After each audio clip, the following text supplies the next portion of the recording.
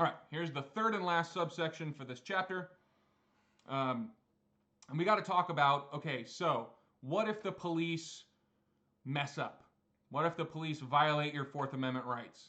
What now? Well, the Supreme Court in 1914, this case called Weeks v. U.S., Supreme Court ruled if the police violate your Fourth Amendment rights, the kind of punishment for them and the method that the courts are going to use to try to prevent it happening to anybody else in the future is that any evidence they found while violating your Fourth Amendment or any of your other amendments' rights is that they cannot use that evidence against you in court. So if police violate my rights, search my backpack, find drugs, all I have to do, or all my lawyer has to do, is say, hey, they violated his Fourth Amendment rights. They didn't have consent. They didn't have a warrant. They didn't have any of those other excuses. They violated his Fourth Amendment rights to find those drugs. Judge will say, yep, looks like they did. Drugs are no longer admissible. Now, that doesn't necessarily mean I get off scot-free, because any other evidence they found without violating my rights is still admissible. It's not a get-out-of-jail-free card. It's only get out of that specific evidence card. A few years after this, in another case, they did what's called the fruit of the poisonous tree doctrine. So in other words, if police violate your rights to find piece of evidence A, then use that piece of evidence A to somehow lead them to piece of evidence B, now, thanks to the exclusionary rule plus the fruit of the poisonous tree doctrine, not only will they toss out piece of evidence A, they will also toss out piece of evidence B that they were only led to because they violated my rights and found piece of evidence A.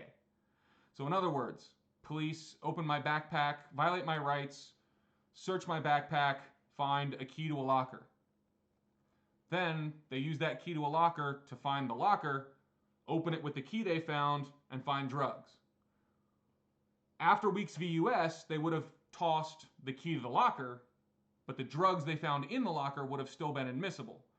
After a few years later, this whole fruit of the poisonous tree thing comes in. Now, not only is the locker key tossed, but also because they only found the drugs thanks to the locker key, the drugs are tossed too. So anything they find because of a violation of your rights gets tossed, no matter how far down a chain that goes. Okay? But up until 1961, this only applied to the federal government. State and local governments were still allowed to violate your rights all they liked. The exclusionary rule, the fruit of the poisonous tree, all that stuff didn't apply to the state police or local police or county sheriffs. Didn't matter. Your state constitution protections, which a lot of state had constitutional protections that were similar, those might apply.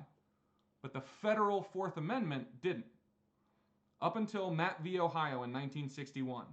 And in this case, the state or local police had violated this person's Fourth Amendment rights. They took it all the way to the Supreme Court, and the Supreme Court says, look, the 14th Amendment says, in part, no person shall be denied due process of law. And over the course of the 20th century, the Supreme Court has slowly, right by right, incorporated that to the states because of that 14th Amendment right to due process. One right at a time. Not just one Bill of Rights at the time. So the First Amendment wasn't incorporated at once. It was incorporated over multiple court cases. But for the first time, 1961, Matt v. Ohio, the Supreme Court said, look, all persons deserve due process. That's a constitutional right guaranteed by the 14th Amendment. And what that means is not only can the federal government not violate your Fourth Amendment rights without having that excluded, but neither can state courts and local courts. No level of government, no level of law enforcement can violate your Fourth Amendment rights without that evidence getting tossed. That's what that 14th Amendment right to due process means in this particular case concerning the exclusionary rule on the fruit of the poisonous tree thing. So now, since 1961, if any level of government, any officer, whether it's a local cop, a DEA agent, FBI agent, state trooper, doesn't matter. If they violate your Fourth Amendment rights, that evidence is no longer allowed to be used against you in court, nor is any evidence they found because of the evidence they found when violating your rights. Now, there are a couple of exceptions. The first came about in the Supreme Court case of Nix v. Williams, which is 1984. This is where the Supreme Court ruled about inevitable discovery. And the short version of this is the police were gonna find it anyway. It was just a matter of time. The violation of your rights may have sped that up a little bit, but they were gonna find that evidence anyway, essentially guaranteed. And in this case, essentially, there had been a murder. They caught the guy, that they had piles of evidence that he had committed the murder, but they couldn't find the body of this child.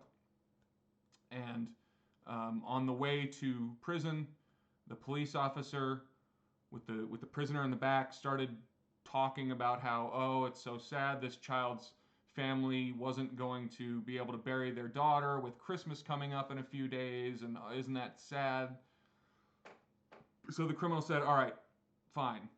You changed my mind, I'll take you to the body. So he took the police to the body, which was in the field they were systematically searching through anyway, and said, you don't have to search the whole field, it's right there. So they dug it up, sure enough, there was the body. Now, technically, that officer had persuaded this guy to give up that evidence without his lawyer present. In other words, that was a violation of his rights. Police shouldn't have been talking to him like that. But the judge ruled that, look, they were searching that field. They knew the body was somewhere in that relatively small area. They were going to find it eventually. So because it was going to be inevitably discovered, yes, you violated his rights to find it a little early, but you would have found it anyway. We're not going to exclude it. Okay? And then in 1984, similar kind of issue for the Supreme Court, this case US v. Leon. And essentially what happened here is the police applied for a warrant. They did everything right. I think it was the magistrate screwed up somehow or did something wrong, or I don't remember what exactly the thing was, but the police did their thing right. They did everything right. They didn't mess up the application. They thought they had a valid warrant. They served what they thought was a valid warrant, and only found out later, for some reason, I can't remember the exact reason, but there was some small reason that was no fault of the police where the warrant was technically not valid. Essentially, the Supreme Court ruled there that as long as it's not the fault of the police, as long as the police do everything right, some minor issue like that doesn't result in the exclusionary rule being invoked. Because again, the exclusionary rule is a way to kind of control police, a way to give them enough of a punishment for doing the wrong thing that they'll do the right thing. And so if they're doing the right thing, and through no fault of their own, the violation of rights happens, they don't need to be punished for that. They don't need to be deterred from that by invoking the exclusionary rule. So as long as the police are acting in good faith, things can still be introduced at trial, even after technically your rights were violated. So another thing we got to talk about, crime scenes. So usually with a crime scene, there is no expectation of privacy. So we don't really have to worry about warrants. We don't have to worry about one of the exceptions to the warrant requirements. There might be some extreme, very, very special cases where we still have to worry about a warrant at a crime scene. But the vast majority of the time, there's a crime happening there. We're searching the crime scene because it's a crime scene. Don't have to worry about warrants. Rule number 1, no touchy. Don't touch anything until you are ready to. And make sure every single person at that crime scene is supposed to be there. Don't let looky-loos, don't let people who are curious come in, even if they're wearing a badge. The biggest way to screw up a crime scene is to let people who aren't supposed to be there into the crime scene. And what you're looking for is physical evidence. And depending on the kind of case, that can be a lot of different things. Hairs and fibers, bullet casings, a dropped weapon, dropped money, blood stains. Can be a lot of different stuff. But you're searching for it, and you have to search carefully. And contrary to kind of rule number one there, a lot of times it's better to send at least 2 people to search any given space, because 2 people are much more likely to find any physical evidence that's there than only 1 person. It's much more likely that 1 person will kind of miss that small piece of evidence than it is for 2 people searching independently to miss that piece of evidence. But whatever you do, whatever the shape of the space, you need to figure out what search pattern works for that space. If it's a rectangular room, you might want to do the kind of, the way farmers do their rows of corn, kind of back and forth, working your way one way to the other, right? If you're out in the absolute middle of nowhere, what you might want to do is kind of create a central point, like a post, and then walk around it in a circle. And every time you complete a circle, go slightly further out and do another circle. And that way you'll kind of do a spiral pattern all the way out without missing anything. And you can go as far out as you need to. But that is a systematic way to search. And that's the important part. It can be up and down rows. It can be side to side. It can be spiral shaped. It doesn't matter as long as it's systematic. So you don't miss anything. Don't just walk randomly around the scene, okay?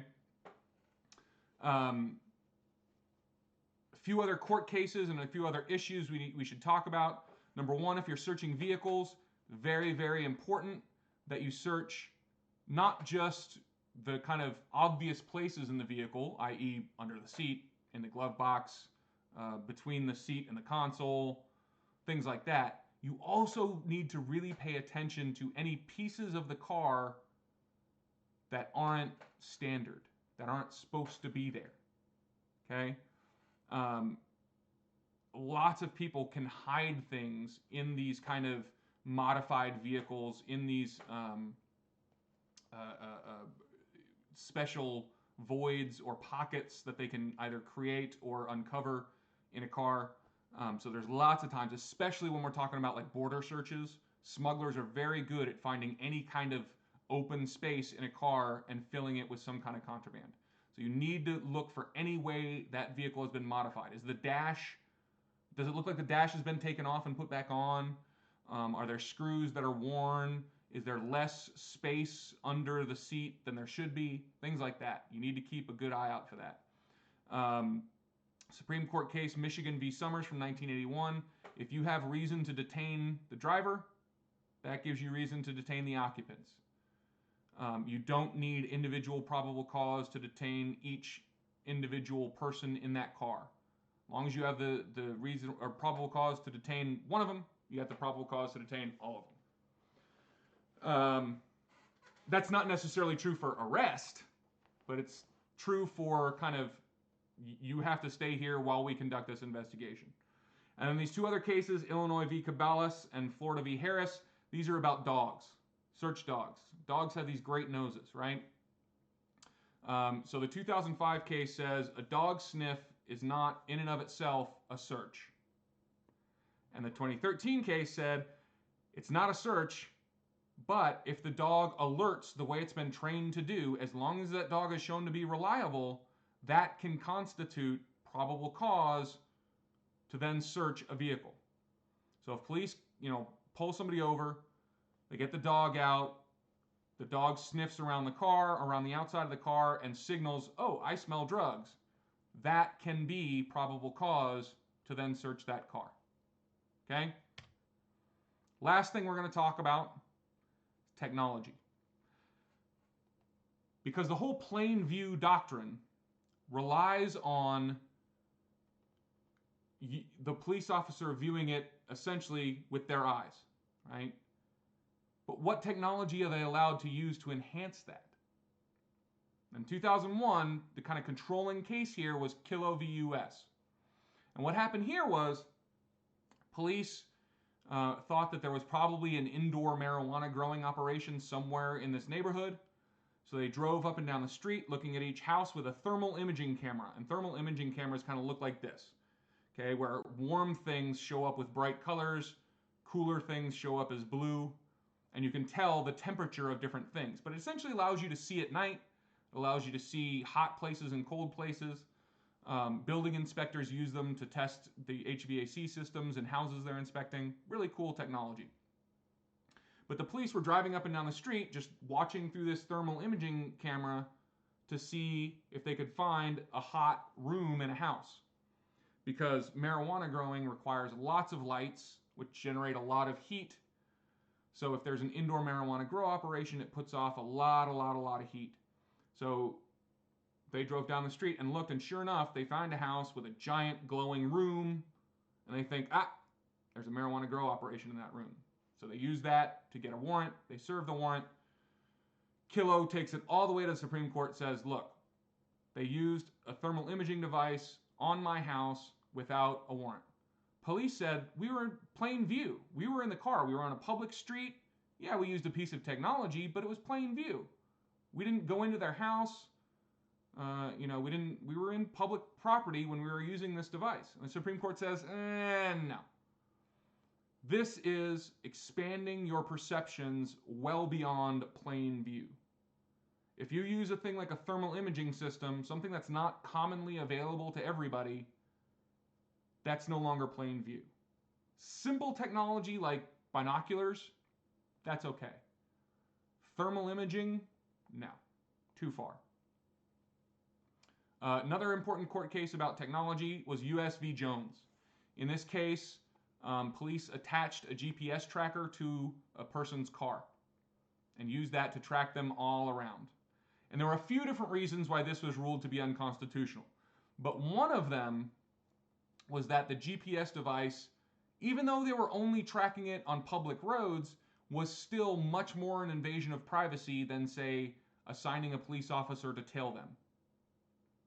So assigning a police officer to tail somebody as they drive around public roads is acceptable, but increasing that, using the technology, attaching a GPS device to somebody's car, that's too far. That's no longer you no longer get to use the excuse, they were just in public. So, that's the end of section 4. Thank you so much. Have a good one.